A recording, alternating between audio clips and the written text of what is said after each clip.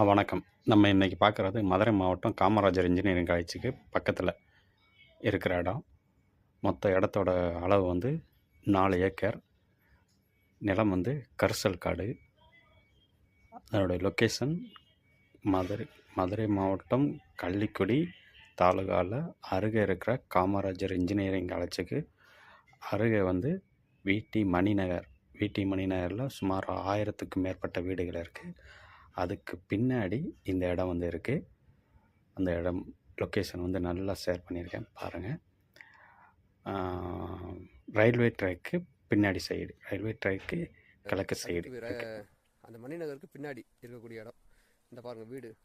இந்த மணிநகருக்கு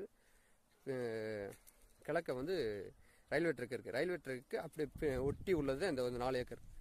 இந்த 4 ஏக்கரும் விற்பனைக்கு தான் சார் இருக்குது சார்.